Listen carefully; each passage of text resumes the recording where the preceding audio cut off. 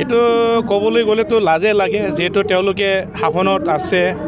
ইয়াত ওদালগুৰি সমষ্টিত MLA UPPL দলৰ হয় আৰু হৰিচিংগা BTC সমষ্টিত যিজন MCLA তেওঁ UPPL দলৰ হয়।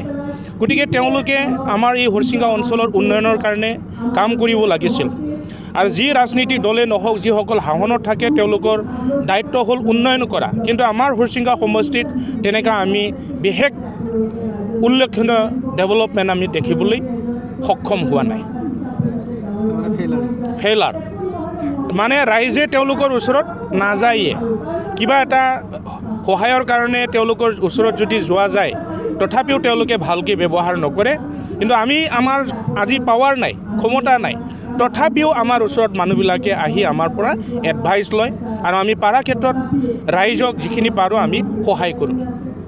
এটা ভাল লাগিছে। আমাৰ কেন্দ্ৰীয় কমিটি নিৰ্দেশমতে আজি আমাৰ হৰিচিংগা BTC সমষ্টি তথা আমাৰ হৰিচিংগা ব্লকৰ আণ্ডাৰত কৰ্মীসকলক লৈ পেলাই এটা ৱৰ্কশ্বপ বা মিটিং অনুষ্ঠিত কৰিছোঁ। বহু মানুহসকলে ইয়াত যোগদান কৰিছে।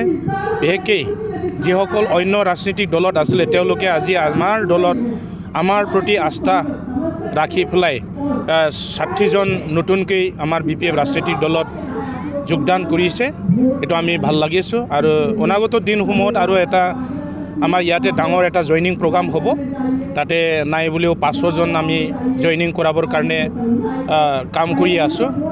যদিওহে আমাৰ BPF ৰাজনীতিক দল এতিয়া ক্ষমতাত নাই, তথাপিও আমাৰ প্ৰতি ৰাইজৰ এটা আস্থা জন্মিছে।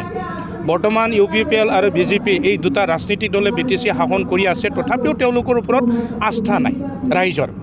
কিন্তু আমাৰ প্ৰতি, আমাৰ হাগ্ৰামাৰ প্ৰতি আস্থা এটা আছে, সেইকাৰণে আমাৰ দলত যোগদান কৰি আছে।